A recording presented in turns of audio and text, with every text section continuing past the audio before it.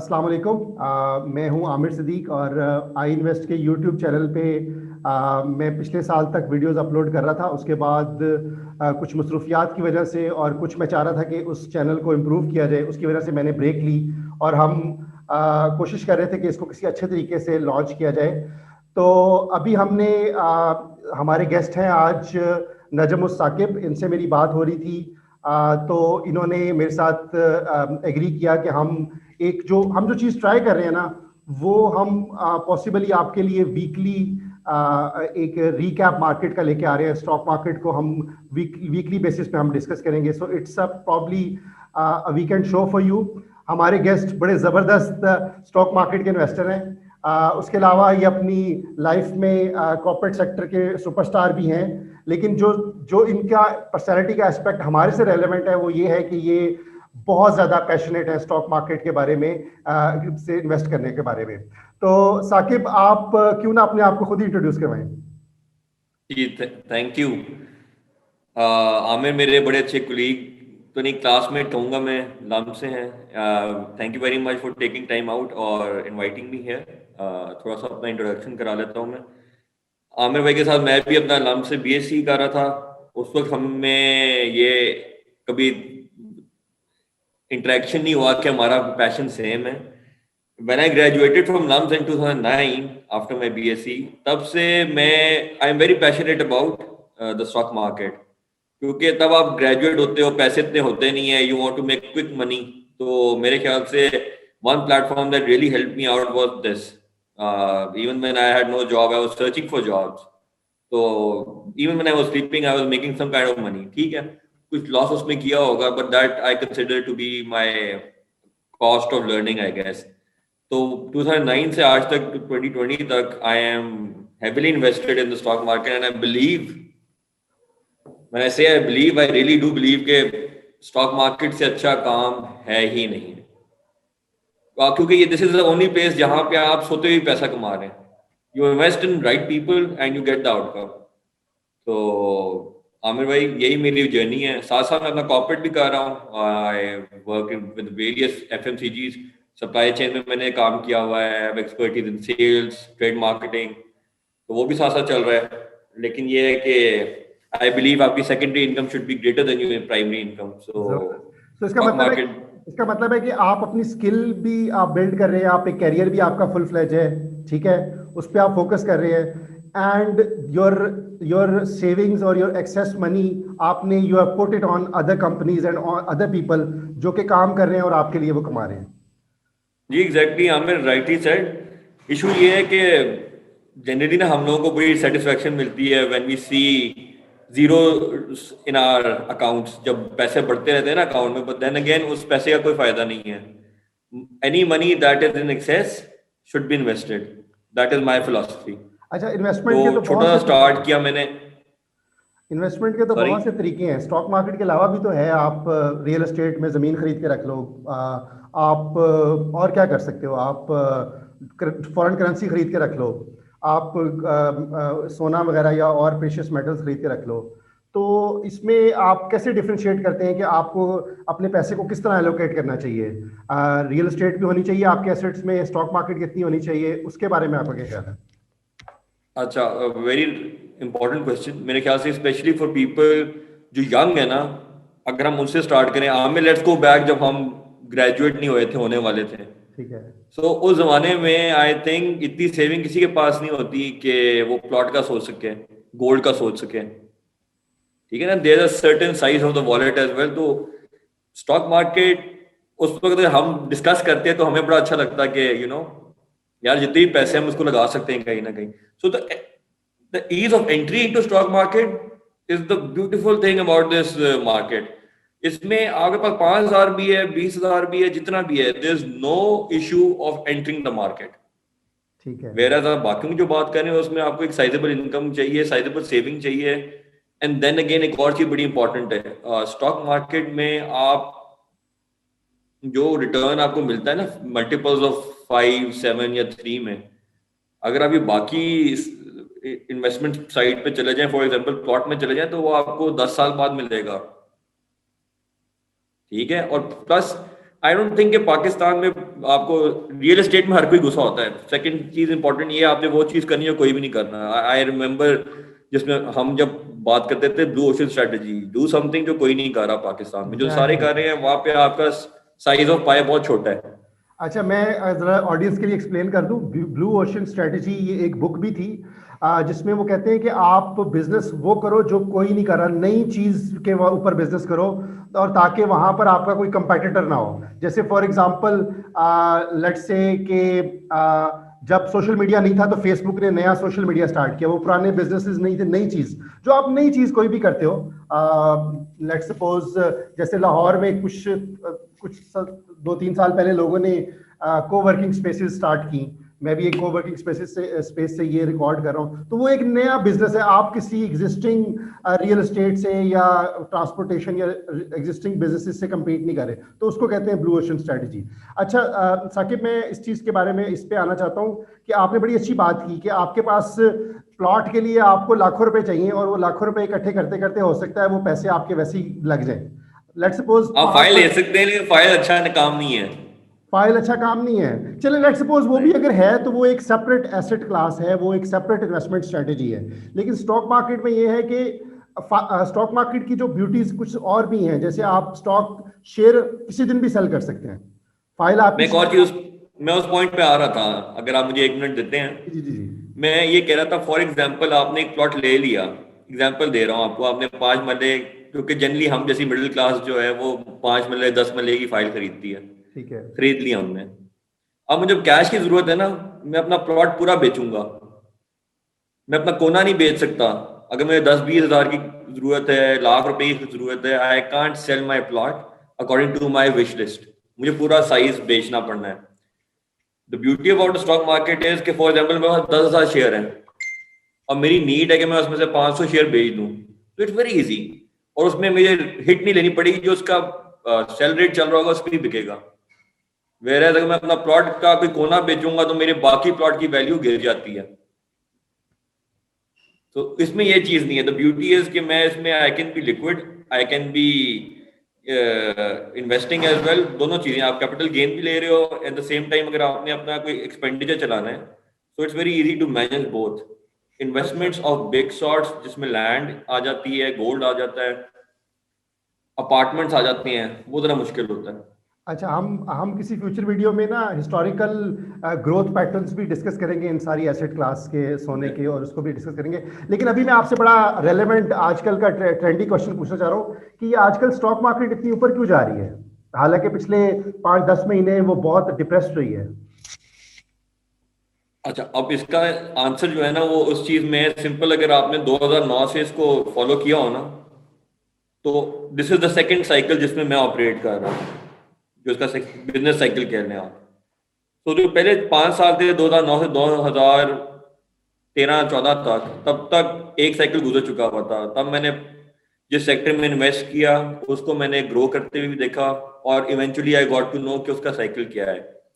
So I knew कि अब जब नई गवर्नमेंट्स आती हैं, आपके मार्केट ने नीचे जाना है, so there is always going to be time जब इसके ऊपर जाना है। Markets can not survive at a low index. You need to understand, companies के अंदर लिस्टेड है, they are making revenues, they are paying the employees, they are doing business. So एक market गिरती रहे ना, तो ये this is not possible, it has to rebound. और जितना तेजी से नीचे जाती है उतना ही तेजी से इसने ऊपर भी आना है। It's like a sling. हम वो गुलेल नहीं खेलते थे, जी जी जी। जितना खींचो उतनी फोर्स से वो आगे जाता है। सो अच्छा, अब इसमें मजे की डिस्कशन का पॉइंट ये कि इससे कब ऊपर जाना था। आई सी के we had many indicators, macro level पे भी और माइक्रो लेवल पे भी। आप फॉर एग्जांपल देता हूँ कि मेरा सेक्टर जो है, जिसमें मेरी एक्सपर्टीज है एटलीस्ट, वो है सीमेंट। अब जब इमरान खान आया, उसने आके बात की है गरीबों की, उसने बात की है स्मार्ट लॉकडाउन की, उसने बात की है कि घर बनने कितने, 5 लाखों में घर बनने हैं, 50 लाख घर बनने हैं। So it's a no brainer, आपको समझ आ जाती है यार कि इंडस्ट्री ने ग्रो करना है, और किस इंडस्ट्री ने करना है, जो कंस्ट्रक्शन से रिलेटेड है। फिर एक चीज आपके लिए बड़ी इंपॉर्टेंट आई, अगर आप ग्लोबली इस चीज को पढ़ रहे हो, इंडिया के अंदर लाइमस्टोन खत्म हो गया है। जो पहले आपका सीमेंट एक्सपोर्ट होता था, वो मेजर सोर्स उसकी इंडिया थी। उनके रिसोर्सेज जो रॉ मटेरियल चाहिए लाइमस्टोन वो खत्म होता जा रहा है, and we have a lot of limestone mine. आपको भी पता होगा डीजी खान से मैंने अपनी पहली, चकवाल वाली रेंज में कलर कहाड़ और खेड़ा वाली जगह पे। ये आप उधर चकवाल की साइड पे देखिए, उधर सीमेंट फैक्ट्रीज कितनी लगी हुई है, फिर साउथ में कितनी है। प्लस इन सीमेंट फैक्ट्रीज की आप अगर एक्सपेंशन देखें तो आपको नजर आएगा कि ये अफगानिस्तान के बॉर्डर के साइड पे बहुत ज्यादा है आपकी। ठीक है, ऊपर आपका वो डीसीएल है, दीवान और से। अगर आप खाली इनको प्लॉट कर लेना मैप के ऊपर, यू गेट टू नो कि ये आपकी कहाँ कहाँ ग्रोथ हो रही है और उन्होंने एक्सपोर्ट किधर होना है। ठीक है। कुछ गवादर के करीब है, कुछ आपकी अफगानिस्तान के करीब है। तो इसका फ्यूचर तो बहुत सक्सेसफुल था। कोई भी इकोनॉमी जिससे ग्रो करना है ना, उसने कंस्ट्रक्शन में जाना ही जाना है। वो शॉर्ट टर्म एकदम आपको बूस्ट देता है जीडीपी में। तो we knew that this was going to happen कि मार्केट में ऊपर जाना ही जाना है। प्लस आप फैक्टर में भी देख लें, यू आर मेकिंग स्ट्राइड्स। आपके बिल भी पास हो गए, 8 के 8 बिल जो थे, तो कौन उससे से? ग्लोबल फॉरेन इन्वेस्टर का भी कॉन्फिडेंस बढ़ता है। नजम, कौन से बिल की आप बात करें, कौन से 8 बिल्स की बात कर रहे हैं? यार फैटफ के जो आपके ओह, पार्लियामेंट में पास हुए, सेनेट में अच्छा जो हुए अच्छा, थे, वो। सॉरी। तो उनकी सिग्निफिकेंस कोई, अगर आप उसके बारे में कोई कहना चाहते हैं, कौन सा मोस्ट इंपॉर्टेंट बिल था जिसका स्टॉक मार्केट से लिंक है? यार देखो, एज ये सारी चीजें सिंबॉलिक होती हैं। मार्केट कभी भी, एटलीस्ट आई बिलीव कि पाकिस्तान की जितनी भी मार्केट है वो किसी एक फंडामेंटल पे नहीं चलती है, सिंबॉलिज्म पे ज्यादा ज्यादा चलती है। तो हमें ये चीज पता है कि सिंबॉलिज्म में बड़ी चीजें होती हैं। कस्टम, ये जो आपका स्टॉक मार्केट के जितने भी लोग हैं, इन्वेस्टर्स हैं, इनका एक सेंटिमेंट होता है। ठीक तो है। एक वो बिल पास हो जाना जो फेडटेफ आपको काफी अर्से से कह रहा है, डिस्पाइट के पहले नहीं हुआ था वो, आप 2 दफा ग्रे लिस्ट पे गए हैं, तो that is of great significance ना। अच्छा, लेकिन मैं दो चीजें इस पे करना चाहूंगा। एक तो ये कि आपने जो प्राइम मिनिस्टर की वो जो कंस्ट्रक्शन की नया पाकिस्तान हाउसिंग सोसाइटी की तरफ रेफर किया है, लेकिन उसके ऊपर ऑन ग्राउंड कोई ज्यादा डेवलपमेंट नहीं हुई। पेपर वर्क हुआ है, उसके ऊपर असेसमेंट्स हुई हैं, लेकिन ऑन ग्राउंड पहला घर भी बनना नहीं शुरू हुआ। तो उसको आप कैसे कह सकते हैं कि उससे कोई फर्क पड़ना चाहिए?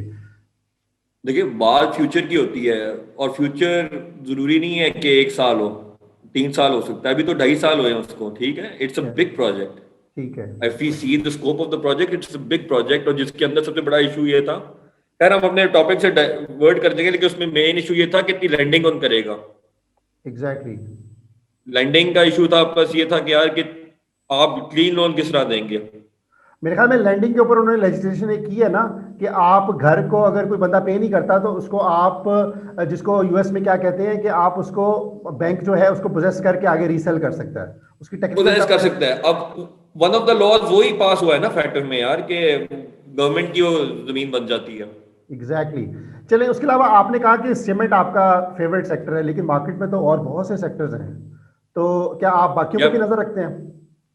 नहीं, अब हमें ना, जब हम पढ़ते थे, आमिर आपको भी याद होगा, जब भी फाइनेंशियल कोर्सेज पढ़े हैं, हमें कहा जाता है कि don't put your eggs in one basket. ठीक है। मैं इस फिलॉसफी से बिल्कुल डिसएग्री करता हूँ। ठीक है। Because you have limited time, आप रिसर्च भी लिमिटेड कर सकते हैं। डिफरेंट सेक्टर्स में आप जाएंगे तो it causes a lot of confusion for you. ठीक है। आपको एक चीज जिसकी समझ आती है उसमें आपको फुली इन्वेस्टेड होना चाहिए।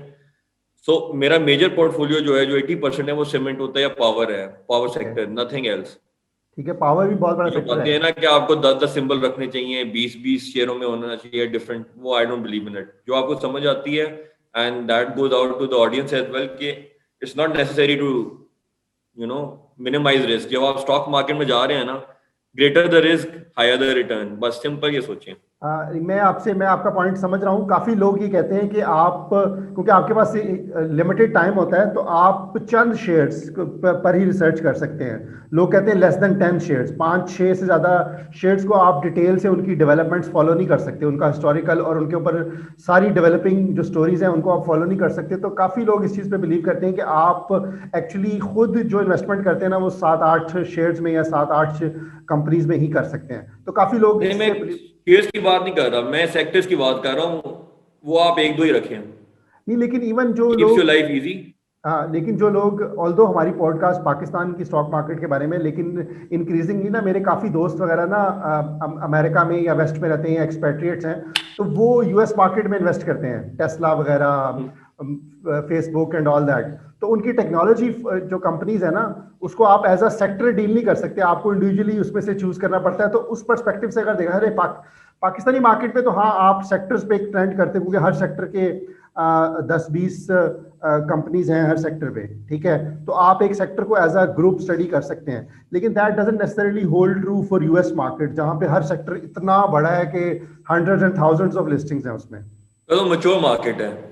तो हम फ्यूचर में जो है ना, एक्सपेट्रिएट्स के लिए हम जो है इस थीम्स को भी एक्सप्लोर करेंगे, क्योंकि काफ़ी पाकिस्तानी जो है वो इंटरनेशनल स्टॉक मार्केट की ऐप से पाकिस्तान में बैठे हुए या बाहर बैठे हुए वो इंटरनेशनल स्टॉक्स बाय करते हैं। दूसरा, फिर उसमें एक बड़ा टेक्निकल पॉइंट आ जाता है कि वो कहते हैं कि जी हम अगर, स्पेशली जो एक्सपेट्रिएट्स पाकिस्तान से बाहर रहते हैं, वो कहते हैं कि जी अगर हम डॉलर में इन्वेस्ट कर सकते हैं तो हमें क्या जरूरत है पाक रुपीज में इन्वेस्ट करें, क्योंकि हमें पता है कि पाक रुपीज ने कुछ सालों बाद डिवैल्यू होना है। डिवैल्यू होना है। तो अगर हमें रुपीज में बहुत बहुत ज्यादा रिटर्न मिलता है, लेकिन हमें 4-5 साल बाद डिवैल्यूएशन का भी हिट होना है, तो हम उस थीम को भी फ्यूचर वीडियोस में एक्सप्लोर करेंगे। मैं जरा ऑडियंस के लिए जरा लेआउट कर रहा हूँ कि किन किन चीज़ों को हमने जो है एक्सप्लोर करना है। तो अभी आप पावर सेक्टर के बारे में कुछ कहना चाहेंगे, क्योंकि अभी पावर सेक्टर में बहुत ज़्यादा तेज़ी नज़र आ रही है। और मैं आपको ऑन द रिकॉर्ड, आपकी रिकमेंडेशन पे, आपको पता है मैंने 24 दिसंबर को कैप्को खरीदा था। मैंने 24 रुपये पे खरीदा था, अब मेरे ख्याल में 36 रुपये पे या 34 रुपये पे है। तो मैंने अभी चेक किया था, 25% गेन मुझे जो है ना वो 15 कुछ दिनों में मिल गया। That is phenomenal. अच्छा, इसमें इंपॉर्टेंट चीज ये आमिर भाई कि ये 15 दिन में मिला आपको। एग्जैक्टली, यानी कि अगर आप उसका कैगर निकाले ना क्यूमुलेटिव ग्रोथ पर एनम, हाँ तो आपका जो पहला क्वेश्चन था ना कि किसी और इन्वेस्टमेंट में हम क्यों नहीं जाते, आपका आंसर इसी इक्वेशन के अंदर है। हाँ हाँ, देखिए इसका मतलब है कि मैं अगर मैंने 10 लाख रुपए के कैप्को के शेयर खरीदे हैं, तो मैं इस टाइम 12,50,000 उसकी वैल्यू है, यानी कि और इससे भी ऊपर जाना है। और इसने अभी ऊपर जाना है। लेकिन ये तो हो गया 15 दिन में, लेकिन कैप्को हर 15 दिन में इस तरह तो नहीं बढ़ता ना, साल में या एक दो इस तरह के मौके आते हैं। नहीं, कैप्को की ना सबसे अच्छी चीज है, अगर आप इसको हिस्टोरिकली स्टडी करें ना, आप you will come to know के इसका असल में रेट जब था, इट वाज नेवर 24। ठीक है, ये महंगा शेयर था। हाँ हाँ, ये 60s में ट्रेड होता था, 60 से ऊपर था, 80s तक गया हुआ है, 90s तक गया हुआ है। तो ये अभी जिस प्राइस पे आपने खरीदा है 24, दैट इज 1/4।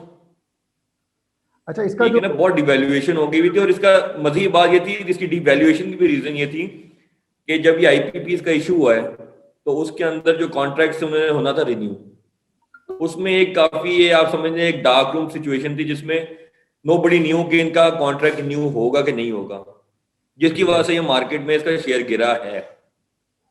अच्छा, अब अगर कोई एक नॉर्मल बंदा सोचेगा तो वो कहेगा यार पहले कॉन्ट्रैक्ट्स में इनको, even if when they were not producing any electricity, they were getting payments, ठीक है ना, कैपेसिटी पेमेंट्स मिल रही थी इनको, तो इनकी मौजें लगी हुई थी।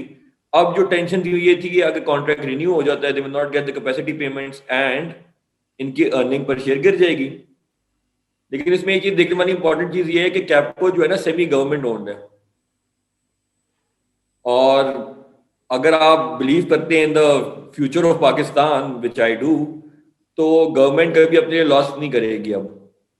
ठीक है, कोई भी उसका अदारा जो है, specially when they are looking into every sector, every government owned entity, और उसके अंदर वो लॉसेस रिड्यूस करने की बात कर रहे हैं, तो ये पॉसिबल नहीं था।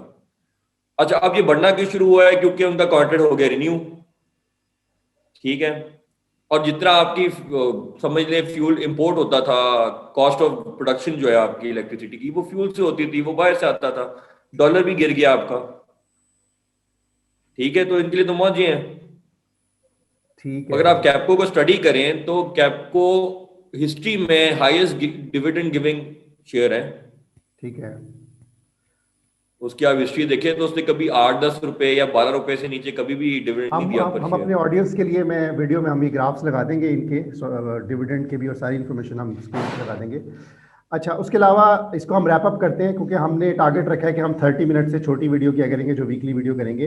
अभी जाते जाते आप ऑडियंस को जो अभी मार्केट में एंटर होना चाहते हैं, उनके लिए कुछ सजेशंस दें कि कौन कौन से स्टॉक्स पे वो नजरें रखें। स्टॉक से पहले मैं अगर 2 मिनट और ले लूं, उसमें ये है कि एक बिहेवियर की बात है। जिसने एंटर करना है उसने ये समझ के एंटर करना है कि यार जो भी एक्स्ट्रा पैसा उसके अकाउंट में पड़ा हुआ है, जो उसको एक मेंटल सेटिस्फेक्शन दे रहा है, रोज वो अपनी ऐप खोल के देखता है इतने पैसे पड़े हैं। वो आप वाली बात आमिर भाई कि वो पैसा पड़ा हुआ इन्फ्लेशन से डीवैल्यू हो रहा है रियल टर्म्स में। ठीक है। उसको जितना जल्दी आप इन्वेस्ट करें, क्योंकि ज्यादातर हम मिडिल क्लास जो है ना करंट अकाउंट लेके बैठे हुए हैं, सेविंग एग्जैक्टली। अकाउंट तो है नहीं हमारा। करंट अकाउंट में पैसे रखना ना एक सबसे बड़ा क्राइम है। तो उसको आप इन्वेस्ट करें स्टॉक मार्केट में। अच्छा, वो इन्वेस्ट करते हुए generally people have this notion के स्टॉक मार्केट बहुत रिस्की है। मैं अभी से कहूंगा हाँ जी रिस्की है, लेकिन इसी की ब्यूटी यही है कि यू अर्न, जैसे आमिर भाई ने अपनी एग्जांपल दी है, 15 दिन में 25% कमा लेना is not a small thing. वो चीज रियलिटी को दिमाग में रखें, उससे आपने शाय अवे नहीं करना, घुसे, रियलाइज दिस कि आपके मल्टीपल्स में ग्रोथ होनी है इधर। और जब आप इस माइंडसेट के साथ घुसेंगे कि यार मैंने 5 टाइम्स का मल्टीपल लेके चलना है, 7 टाइम्स का मल्टीपल में हैक, मैंने 11 साल 11-12, हाँ 12 सालों में मैंने देखा है कि मैंने मल्टीपल ऑफ 10 भी अचीव किए हैं, 1000% गेन्स लिए हैं मैंने। तो जब आप वो ले सकते हैं तो फिर रिस्क लेना है। जब आपने माइंड सेट कर लिया है ना कि ये पैसा आपने इन्वेस्ट कर दिया है और उसके अंदर अब आपने रोज नहीं इसको देखना, don't be a day trader, ठीक है। Seriously be an investor. उस तरह आप जाएं, 3-4 साल का आपका प्लान हो और आप उसमें you will be so satisfied with the result. अब बात आ गई कि अब आपने इसके अंदर एंटर करना है। देखिए, अकाउंट खोलना कोई मुश्किल काम नहीं है। आपका शायद यही क्वेश्चन था ना आमिर भाई? नहीं, अकाउंट खोलने के ऊपर भी बात कर सकते हैं आप, लेकिन मैं कह रहा हूँ कौन से स्टॉक्स को खरीदें अगर किसी ने अभी एंटर करना है, ओके, तो कौन से स्टॉक्स को वो पे नजर रखे, या उसको स्टडी अच्छा, करे या उसको देखे। देखिए इसकी सिंपल फिलॉसफी ये है, आप इन सेक्टर्स को पूरे देखें जो अपने 1/4 से ज्यादा गिर चुके हुए हैं, यानी कि जो सब्सटेंशियली गिर चुके हैं नीचे, उनने रीबाउंड करना है। ठीक है। अब मैं कहूँ जी वो सीमेंट है या पावर है, डजंट मेक सेंस, हर किसी को अपना सेक्टर भी ढूंढ सकता है। ठीक है। I myself can give you insights on the cement sector more, क्योंकि मैंने उसको देखा है। बट अ जनरल प्रिंसिपल है कि जब भी आपका कोई भी सेक्टर जो है वो 1/4, 1/5, 1/7 गिर गया हुआ है, अच्छा खासा रुल गया है, उसको आप बाय करना शुरू करें। एग्जैक्टली यानी कि उल्टी फिलॉसफी है। कॉमन मैन, जो लोग नए मार्केट में एंटर होते हैं ना, वो जो स्टॉक बढ़ रहा होता है ना, तो उसको उसको देखते रहते हैं। जब वो बहुत बढ़ चुका होता है फिर कहते हैं यार ये तो पिछले 20 दिन से बढ़ता जा रहा है, तो अब मैं भी खरीद लेता हूँ। हालांकि वो मोस्ट लाइकली क्या होता है, जब वो खरीदते हैं 2-4 दिन बाद वो फिर नीचे आना शुरू हो जाता है, क्योंकि वो। अच्छा हाँ, एक और आपने एक बड़ी अच्छी बात की है जो मैं अपने पूरी स्टेशन में नहीं कह सका, ये जब भी आप खरीदेंगे आपने कोई भी शेयर खरीदेंगे, जब 20 रुपए पे, 10 रुपए पे, 8 रुपए पे, जब आप एक साइजेबल साइज खरीदेंगे ना उसका मार्केट से, उस शेयर ने नीचे जाना ही जाना है। वो आपको पैनिक करेंगे, they would want you to sell it on a loss, ठीक है। ताकि बड़े बाइंग हाउसेस जो है वो उसको और सस्ता आपसे खरीद के उसको फिर इन्फ्लेट करके दे मेक मनी। सो ये डेट ट्रैप में आपने नहीं घुसना। जब भी आप शेयर लेंगे, I have been through that feeling कि यार मैंने खरीदा, ये और नीचे चला गया, एक अपॉर्चुनिटी लूज हो गई। बट रियलाइज दिस कि कभी आपने मार्केट में घुसना ही घुसना है। बेटर लेट देन नेवर वाली बात है कि इसने एटलीस्ट मैंने 24 रुपए का ले तो लिया ना कैप को, मैंने खैर 22 रुपए का लिया हुआ है, ले तो ठीक है। लिया मैंने। ठीक है। मैंने जब लिया 22 का, उसके बाद वो 21 रुपए भी गया है, मैं 20 मैं पे भी आपको गया, मजे लेकिन की बात वापस अब। बताऊं, मैं आपको मजे की बात बताऊं, मैंने 24 के बाद मेरे ख्याल में 33-34 पे फिर और भी खरीदा है। अच्छा, तो यही तो ब्यूटी है, जब गिर रहा है और उठाएं। आपने कभी अपना लॉस को बुक नहीं करना। नहीं, यानी कि मैंने 20% गेन करने के बाद ही मुझे लगा कि यार चलो थोड़ा सा और खरीद लेते हैं। ठीक है।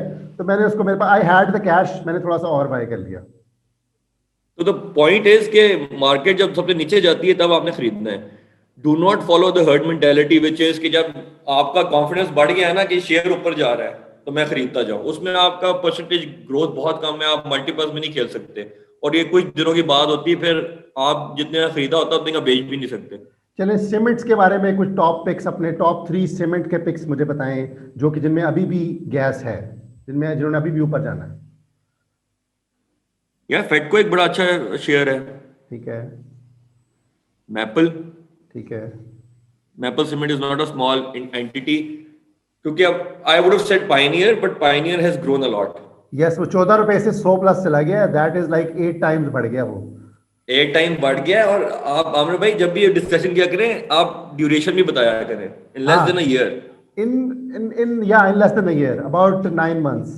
ठीक है, 9 months 10 months में ये आपका इतनी ग्रोथ आ गई है, तो अच्छा Pioneer is not the share. मैं ना पायनियर की एक स्टोरी सुनाता हूँ, फिर हम इसको आज की एपिसोड को फिनिश करते हैं। हमारा एक ऐप यूज़र है, बड़ा हैवी इन्वेस्टर है, एक्सपेट्रिएट है, तो वो ना डे ट्रेडर है। तो उसने मुझे एक दिन कॉल की जब ना ये पहले लॉकडाउन के बाद मार्च में जब लॉकडाउन हुआ था तो एकदम मार्केट बहुत ज़्यादा नीचे गई थी ना, 28,000 पे गई थी। तो उससे मेरी फ़ोन पे बात हुई, उसने कहा मुझे कि आमिर भाई मेरे साथ ना मैंने जो है लेंडिंग पे शेयर खरीदे हुए थे, उसको क्या कहते हैं, मार्जिन पे खरीदे हुए थे, तो मेरी ना मार्जिन कॉल आ गई, तो मुझे ना अपने शेयर सेल करने पड़े। तो पायनियर जो है ना वो 14 रुपए पे चला गया था। तो वो एक लिमिट होती है, बैंक आपको अलाउ करता है, इससे ज्यादा लॉस ज्यादा हो तो बैंक आपको कहता है कि जल्दी से बेचो शेयर। ठीक है, आपकी एक्सपोजर आपकी असेसमेंट इन्वेस्टमेंट से ज्यादा हो जाए तो कहता है बेचो। ठीक है। तो कहता है यार पायनियर जो है ना मैंने पता नहीं 30-40 पे खरीदा था, वो 14 रुपए पे हो गया, तो मैंने ना बैंक की कॉल आ गई, उन्होंने मुझे डंडा दिया, तो मैंने उसको सेल करना पड़ा, तो मेरा बहुत ज्यादा लॉस हो गया। उसने मुझे बताया कि ना तकरीबन करोड़ के करीब लॉस हो गया, बहुत बड़ा लॉस, ठीक है ना, इसकी वजह से।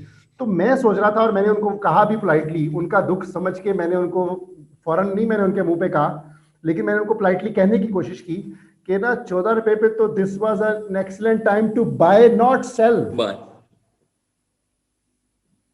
तो नहीं कि उन्होंने अपने पैसों से नहीं खरीदा होता ना, द इशू वाज कि डे ट्रेडिंग तो इमेजिन करनी नहीं है। उसके बाद ना जब सॉरी, अगर आपकी थीम है डे ट्रेडिंग की तो मैं तो I am anti day trading. मैं कहता हूँ आप साल में 3 डिसीजन अच्छे ले लें, अगले 3-4 साल आप उसका फ्रूट एंजॉय करें। मेरे ख्याल में जिंदगी ना में इतनी टेंशन नहीं लेनी। मेरे ख्याल में इसको एक better way to put it is कि डे ट्रेडिंग वो करे जिसको इसकी सारी वो इसमें एक्सपर्ट है और इसका वो बर्दाश्त कर सकता है। क्योंकि मैंने यार अभी उसमें अगर जैसे आप डे चले भी जाए ट्रेडिंग, आमिर भाई, उसमें रिटर्न बहुत कम है, डेली की कमीशन कटनी है आपकी। It's a lot of stress as well. I know, but I have seen a few people जो कि डे ट्रेडिंग से बहुत कमाते हैं, क्योंकि वो प्रो डे ट्रेडर हो चुके हैं। वो मार्केट नीचे जा रही हो ऊपर जा रही हो, उन्होंने सही। उन्होंने सेंटिमेंट से उन्होंने खेलना है सेंटिमेंट से, और बहुत सी स्ट्रैटेजीज डे ट्रेडिंग में भी है। उसमें ये कि मैं खुद वैसे डे ट्रेडिंग नहीं करता, मैं आपसे एग्री करता हूँ, लेकिन ये कि हम कुछ डे ट्रेडर्स को भी इस पॉडकास्ट पे लेके आएंगे, will hear their perspective as well, क्योंकि स्टॉक श्योर। मार्केट में बहुत सी स्ट्रैटेजीज हैं, और most of them work for the people who are the most disciplined, वो आर द मोस्ट एक्सपर्ट, और उनके पास जिगरा है और उनके पास पर्सपेक्टिव है, और वो अपनी पेशेंस। हर चीज से लर्न करते हैं, हर एक्सपीरियंस से लर्न करते हैं। अगर आपको लॉस हुआ है तो आपको मेरे ख्याल में बैठ के सोचना चाहिए कि क्या क्या आपने गलतियां की हैं। अच्छा, इसमें पता है मजे की बात क्या है, जो लॉस होता है ना एट टाइम्स, वो एक there is a concept of floating loss. ये वो लॉस है जो बुक्स में शो हो रहा है लेकिन आपकी वॉलेट पे उसका इम्पैक्ट कोई नहीं है। फॉर एग्जांपल मैं कहता हूँ, मैंने होंडा का शेयर लिया था, लिया तो नहीं, हाइपोथेटिकल कह रहा हूँ, 1500 रुपए का था, वो 800 रुपए पे आ गया, ठीक है, तो बुक्स पे तो मेरा लॉस हो गया, बट उस पे मुझे बेचना नहीं चाहिए। I actualize that loss when I sell it. अगर इफ आई नो के ऑटोमोटिव ने ग्रो करना है, जो वैसे उससे करना नहीं है, तो अगर if I have my bets on the automotive industry growing, तो मैं वो 800 पे भी खरीद लूं, मैं अपनी एवरेज बाइंग प्राइस जो है गिरा लूं। लेकिन मैंने अपनी जिंदगी में कभी फ्लोटिंग लॉस को एक्चुअलाइज नहीं किया, and that is one of the things जिसमें आपकी Perseverance and patience is needed.